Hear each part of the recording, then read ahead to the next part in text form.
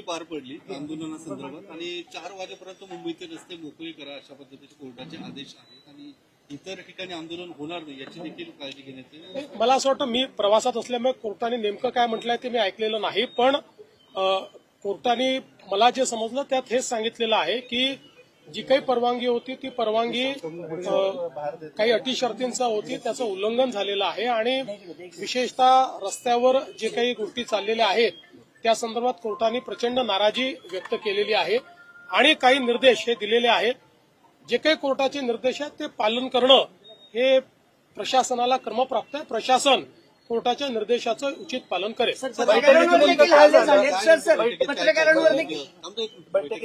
बैठकीमध्ये आम्ही सगळ्या लिगल ऑप्शन्सचा विचार केला.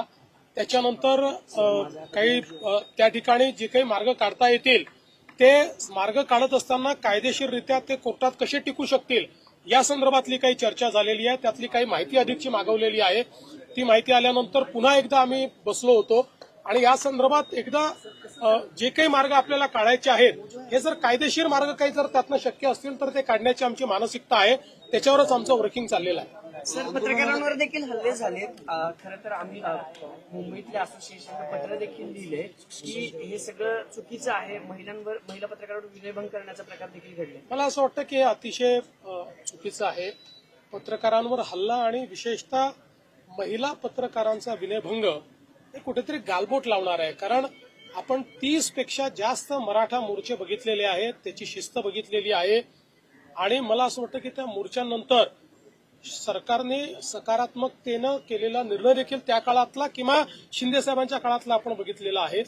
त्यामुळे अशा प्रकारे शेवटी पत्रकार असतील किंवा विशेषतः महिला पत्रकार हे आपलं काम करत असतात, त्या ठिकाणी रिपोर्टिंग करत असतात, किंबहुना लोकशाहीमध्ये तुमची भावनाच पोचवण्याचा प्रयत्न करत असतात. अशावेळी त्यांच्यावर असा हल्ला होणं हे बिलकुल महाराष्ट्राच्या एकूण संस्कृतीला शोभणारं नाही, अतिशय अशोभनीय आहे आणि याचा सगळ्या स्तरावर निषेध झालाच पाहिजे. होत्या त्यांनी तुमचा जुना एक व्हिडिओ दाखवला तुमच्या भाषणाचा मराठा आरक्षणासंदर्भातला आणि त्या संदर्भात सरकार कुठेही चर्चा करताना दिसत नाही असं पहिल्यांदा तर असं आहे की माझी सुप्रियाताई सहित सगळ्यांना विनंती आहे की अशा प्रकारच्या सामाजिक प्रश्नावर राजकीय पोळी भाजणं हे बंद केलं पाहिजे, कारण त्यातनं आपलंच तोंड पोळतं. आणि दुसरं महत्वाचं लक्षात ठेवा की खरं तर हा त्यांनी स्वतःला विचारला पाहिजे प्रश्न की मराठा समाजाचे प्रश्न इतके का चिघळले आणि त्याच्यावर सोल्युशन काढलं कोणी? त्यांच्या काळात निघालं का सोल्युशन? काढलं का त्यांनी? उलट मध्ये पुन्हा 2.5 वर्षाचं सरकार होतं त्यावेळी तर एकही निर्णय मराठा समाजाच्या बाजूने त्यांनी घेतले नाहीत. जे निर्णय झाले मी घेतले, शिंदे साहेबांनी घेतला, तर पुन्हा आमचं सरकार त्या ठिकाणी घेत आहे. त्यामुळे मला असं वाटतं की आपली राजकीय पोळी भासणं त्यांनी बंद केलं पाहिजे. सर, साऊथ मुंबईच्या लॉ एन्फोर्समेंट कोलॅप्स झाली अशी टीका केली जाते. काही ऍक्टर्सनी सुद्धा त्याचं ट्विट केले. नाही, लॉ एन्फोर्समेंट कोलॅप्स झालं असं म्हणता येणार नाही, कारण काही ठिकाणी स्पोरॅडिक अशा प्रकारचे बंद आणि रास्ता रोको झाले. त्या ठिकाणी अर्ध्या तासात, 15 मिनिटात, 20 मिनिटात पोलिसांनी ते रस्ते रिकामे केलेले आहेत.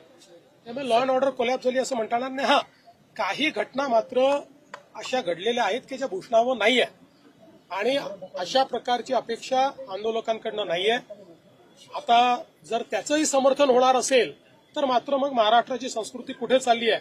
आपण छत्रपती शिवरायांचं नाव सांगणारे लोक आहोत, आपण छत्रपतींचा इतिहास सांगणारे लोक आहोत आणि छत्रपतींचा इतिहास सांगत असताना अशा प्रकारे जर आपण वागलो तर कुठेतरी आपण त्या ठिकाणी छत्रपतींचा अपमान करतो आहोत का, त्यांच्या संस्कृतीचा अपमान करतो आहोत का, अशा प्रकारचा प्रश्न आहे.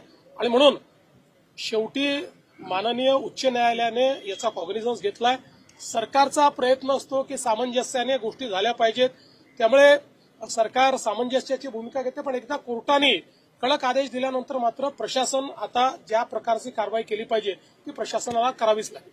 साधारण कधीपर्यंत यातून म्हणजे किमान चर्चा मार्ग असं आहे की आजही त्या ठिकाणी विखे पाटील साहेबांनी सांगितलं की तुमचं काही शिष्टमंडळ असेल, चर्चा करणारे लोक असतील, चर्चा करायची कोणाशी?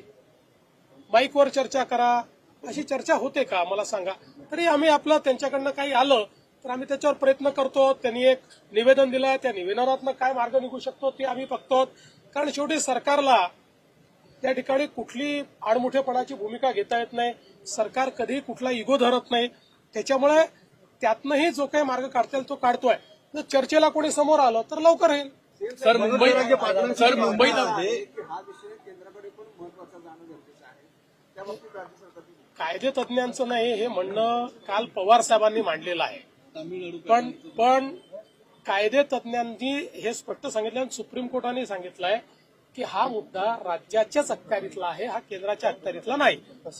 सर मुंबईत व्यापाऱ्यांकडनं सुद्धा एक पत्र देण्यात आलेलं आहे की कुठेतरी मुंबई स्टँडस्टिल पोझिशनमध्ये येते. या व्यापाऱ्यांना काय आव्हान असेल? मला असं वाटतं की आम्ही बघा पहिल्या दिवशी जो काही लोकांनी धुडगूस घातला त्यामुळे व्यापाऱ्यांनी दुकानं बंद केली, ते निघून गेले आणि मग लगेच आम्हाला उपाशी ठेवण्याचा प्रयत्न केला वगैरे आरोप लागले. पण ते काही कोणीही त्या व्यापाऱ्यांना सांगितलं नव्हतं. तिथे काही लोकांनी धुडगूस केल्यामुळेच ते व्यापारी निघून गेले होते. म्हणून नंतर आम्ही त्यांना सांगितलं तुम्ही दुकानं उघडी ठेवा, आम्ही पोलीस फोर्स ठेवतोय, कुठेही आम्ही काय उधळणार नाही. त्यांनी दुकानं उघडी ठेवली, दुकानं उघडी आहे. सर